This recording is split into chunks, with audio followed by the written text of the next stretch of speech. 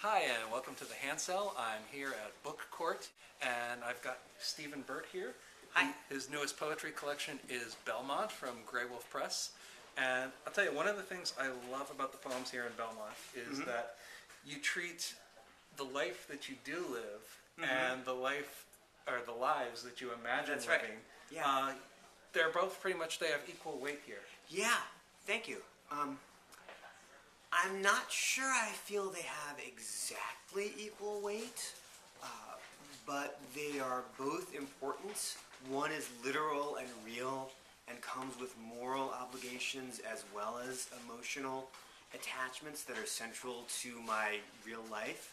And the other, or the others, the imaginative alternate lives as girls, as rock bands, as inanimate objects, the other lives that are the middle third of that volume, are unmoored perhaps from ethics and are impermanent, but are part of me too, as I think some imaginative alternate life is part of everyone to some degree.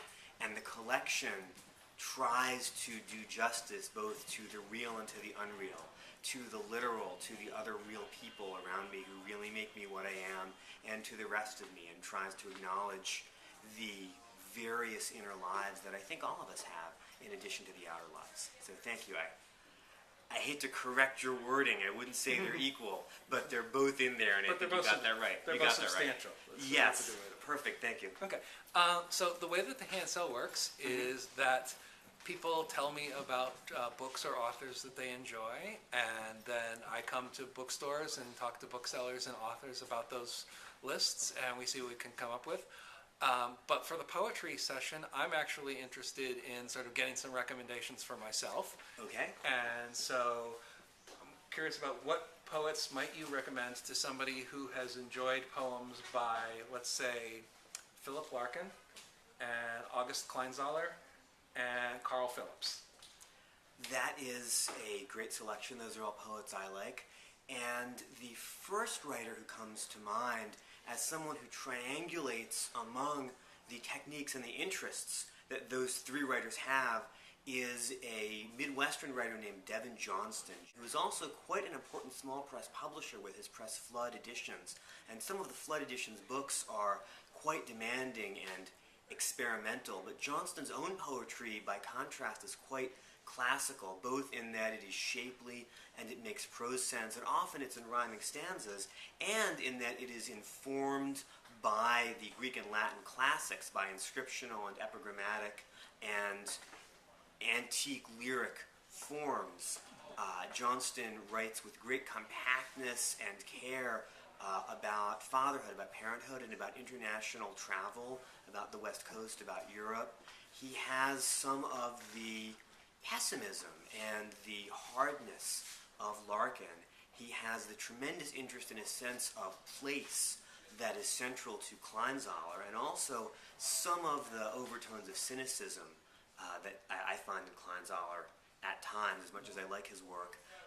And he also has the, I don't know if internationalism is the right word, but the interest in classical antiquity and what we can learn from Catullus, what we can learn from Callimachus, what we can learn from Ovid, that has been so central to what Carl Phillips does. So Devin Johnston would be the first poet who comes to mind. Couple others. That is a list that takes us far from the United States. It takes us to a kind of international fantasy Greece of the mind, where a lot of Carl Phillips' best poems, even though he's a Cape Cod guy, take place. And it takes us to the far-flungness of Kleinzahler. And so I found my mind, after I brought up Johnston, going outside the United States, going to the great national poet of New Zealand, James K. Baxter, who is unlike Larkin in that he is wild and passionate and not restrained, but he's also a master of the sonnet, of the unrhymed 14-line form in his late work, and of rhyming stanzas in his earlier work. He's someone who is quite attentive to the landscape. He's a master of long lines and of short lines. He's someone who comes out of the 60s. He dies in 72. Most of his best work is from the late 50s to the early 70s. And he's someone who has tremendous passion social reform passion, sexual passion, spiritual passion. He was a radical left-wing Catholic toward the end of his life who was terribly attentive to the needs and the lives of the Maori people in New Zealand. Baxter did more than any other white author in the history of the English language to try to account for indigenous experience that I can think of. That is not what made him good. What made him good was the way that he handled the language. One of his best poems begins, "I do not expect you to like it." And then it goes on to landscape description. One of his most anthologized poems begins with this, "The small gray cloudy louse that nests in my beard is not, as some have called it, a tool of God. Oh no, it is a fiery tormentor waking me at 2 a.m.